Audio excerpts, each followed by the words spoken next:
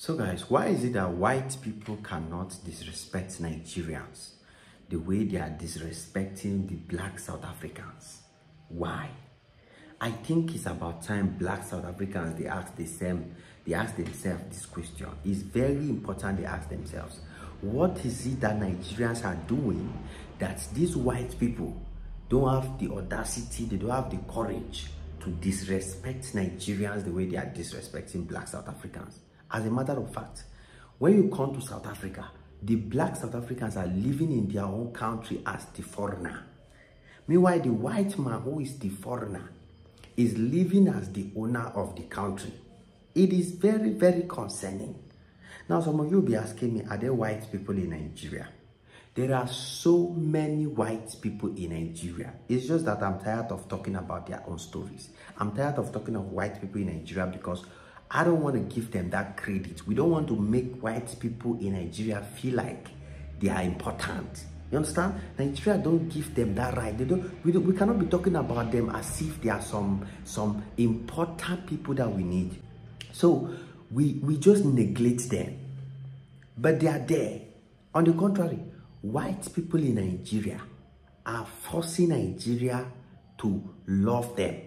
They are forcing Nigeria to see them as important. They are trying by every means to impress Nigerians.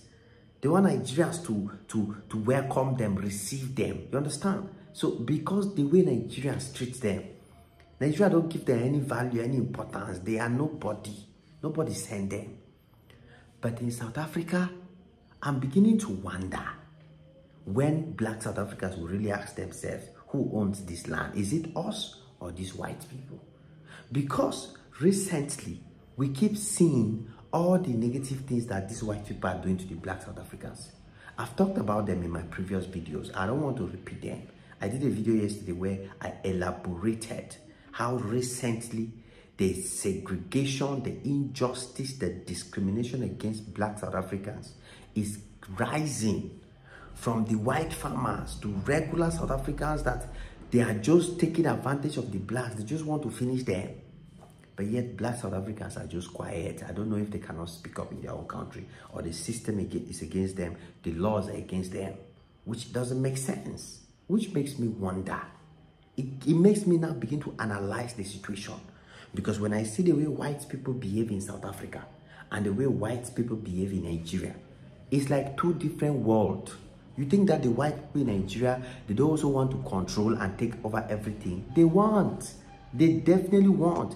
If there's a possibility for white people to take over Nigeria economy, the way they have taken over the South Africa economy, the way they have taken over the Ghanaian economy, the way they are taking over all the countries in Africa, they will happily do it. They will so happily do it. They'll be jumping up and down while doing it.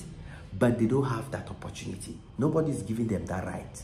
Nobody's giving them that freedom. And that's why you begin to wonder, how is it that white people in Nigeria are behaving so different from white people in South Africa? White people in Nigeria are so humble. Why are white people in Nigeria so humble? So humble to the point where they cannot even raise their voice. So humble to the point where they cannot talk anyhow. Humble to the point where they cannot even treat blacks in Nigeria as if they want to look down on them. They are so humble. They are begging for recognition. They are begging for Nigerians to accept them. Let me give you proof. Some of you say, how are white people begging for Nigerians to accept them? They are begging. They are begging. Only in Nigeria, white people will come. They will abandon their own culture. They will want to behave like Nigerians. White people will be proud in Nigeria that they can eat Nigeria food. They can speak Nigeria pidgin. They can do things the way Nigerians are doing it. It will be a big win for them. Once white people enter Nigeria, they want to become like Nigeria because they know that that's the way they will be accepted. They want to gain that acceptance. They want to feel, they want Nigerians to love them. And by so doing, they are forcing themselves to behave the way Nigerians want them to behave. They will be proud about speaking Igbo, about speaking Yoruba, about speaking broken English the Nigerian way, about eating Nigeria food, about Nigeria culture. They will just, they beg Nigerians. They will be humble. They will be behaving well. They will never raise their voice at the Nigerian. They will be treating Nigerians well. But can South Africans speak the same? Which African country can speak the same? No, no, no, no. When white people enter Kenya, when white people enter Botswana, they want to be served. You understand? They rather demand the opposite of what is happening in Nigeria.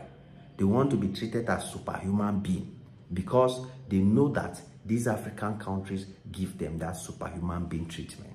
Because they know that African countries go, they fear them, go, they respect them. White man in Kenya, Uganda. I saw one in Uganda, they were carrying him up, calling him Jesus Christ.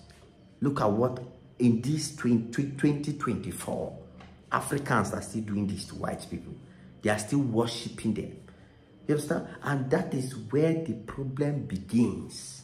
That is the original, that is the foundation of Odwala. Because once the white man sees that you treat them more of a human being than the way you treat yourself, you don't finish. You have sold your right. You have sold yourself out to the white man. So the white man will just completely walk on you the way it is happening in South Africa now. That is how it's happening. That's why you see, when white man go to Ghana, when white man go to Cameroon, all these African countries, he can even stand on the road and talk to people anyhow. He can do anyhow. But come to Nigeria. Once white man enter Nigeria, it's like they educate them, they tell them, you see those ones in Nigeria? As you're entering there, please behave yourself. Don't try to raise your voice. Don't try to show that you are better than them because they go finish you. Nigeria, no, they send anybody. They don't send anybody. If you do anyhow, you go collect anyhow for their hand. And that's how the white people have learned to respect Nigerians, to behave well in Nigeria, to respect the laws of the land, to treat Nigerians well, to treat everybody with respect. But once they enter South Africa, the story is different. I know South Africans and Africans, we always wonder why this is happening. They will give all kinds of reasons why white people. There are so many white people in Nigeria, in case you don't know. So many of them. In case for those of you thinking white people don't live in Nigeria, they are there. Their voice is just quiet. Nobody's giving the opportunity to make mouth. You understand? And that's the way it's supposed to be in this Africa. White people, we are not saying that white people are not allowed to. They are allowed to come to Africa and stay. You know, do business. They are not allowed to own property. They are not allowed to own the land. They can rent, they can have businesses, but this is our Africa. Don't give them too much rights, because if you give them opportunity, you go see shaky the way South Africans are seeing shaky. It is what it is. Your boy Ajay Max on this one again. Come back anytime you're free, guys. God bless you all.